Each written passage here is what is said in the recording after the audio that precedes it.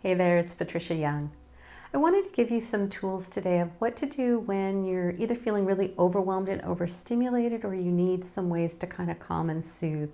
Some of these may or may not work for you.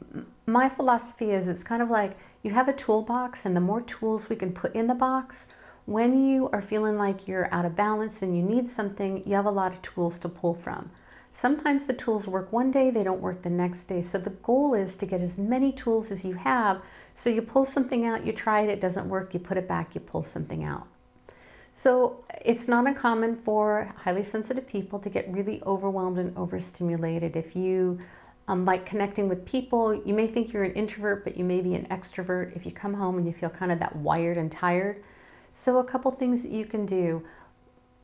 HSPs respond really well to water. So if you like baths, if you like showers, that can be just very calming. If you have a hot tub, if you have a pool, an ocean, those are ways that are just very calming. I think because of the sensory input of being in the water, if it's heat, it's calming. So that's one of the things. Sometimes just going into a room that's quiet, if it's not as bright, if it's a little bit darkened, that's a way to kind of ground ourselves again. Being in nature is something that really tends to replenish most highly sensitive people.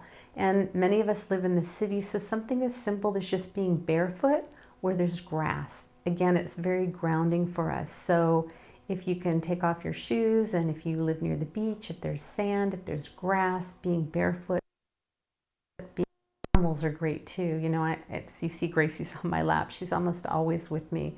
Studies have found that petting animals is great for our blood pressure. It calms us, it soothes us.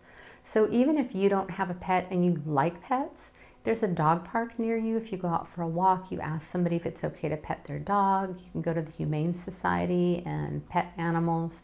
And just know that many HSPs have very strong connections to animals. So those are some ideas that you can use.